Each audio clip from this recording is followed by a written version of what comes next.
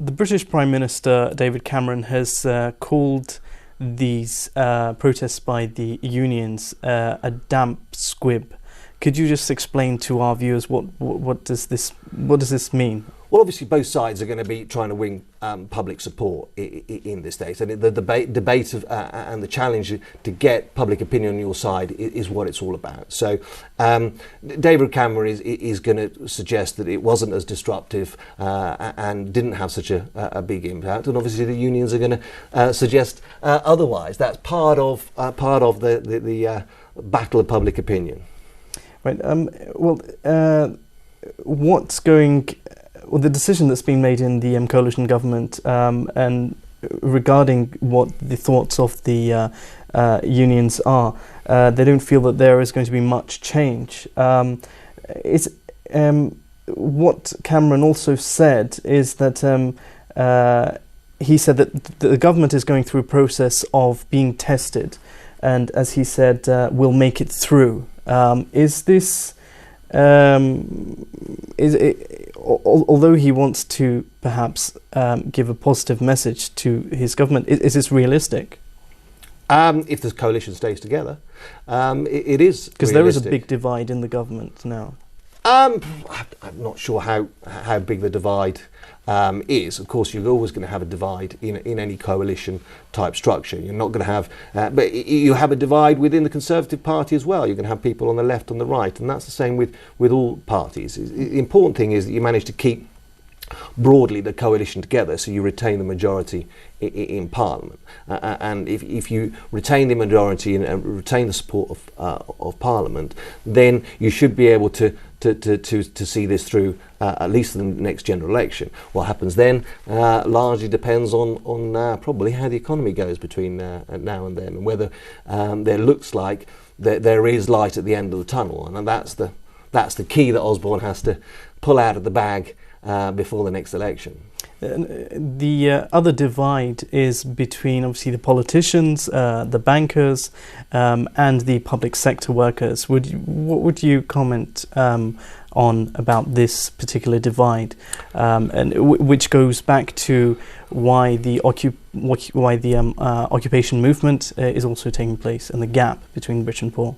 I think I was firmly against the bank rescues at the time, and I think that this is fundamental because having rescued the bank, it seems like in public opinion that there's different rules for different sections of the society, and that is really difficult to then try and sell austerity measures if it feels like the bankers are being rescued, but the average person's getting a raw deal. And I think that is what's happened. And I think it was a mistake to rescue the banks. Are we seeing these events as being perhaps parallel to 1979 during the Thatcher era, where it was called a winter of discontent? Because during that era, they were managed to restore the crises then, but well, 1979 was very specific, yeah, and if you like, maybe that's what's likely to happen further down the line in the next few years. I think that potentially what could happen.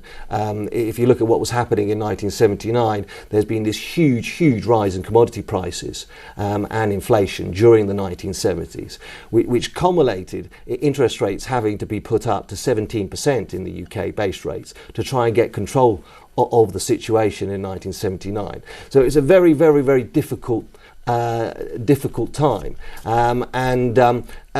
again, we printed a lot of money during the 1970s, and I think that potentially, we're going to likely to print more money now, and I think that could lead to further upward pressure on commodity prices, which may be difficult to contain inflation over the next few years, and we may come round again to a similar situation. That is possible and perhaps probable. Many argue that a lot of the money that the government is spending is being spent in the wrong places, is being spent in all these wars across Britain's border in Afghanistan. And there's recently been a big sum of money that the British want to pay to the Taliban. Do you think that these monies should be spent domestically? I think it needs to be put into perspective in terms of overall government spending, how much we're actually spending on Afghanistan and Iraq and other conflicts and all that sort of stuff. Unfortunately, sorry, I have to stop you there because we've come to the end of the program, but thanks very much for your thoughts on the issue of Britain. Thanks. بینندگان محترم، این گفتگوی من با مارکو پیتروپولی، کارشناس اقتصاد در خصوص آخرین تحولات در انگلستان. امیدوارم که این برنامه مورد توجه شما قرار گرفته باشه. تا برنامه دیگر، خدا نگهدار.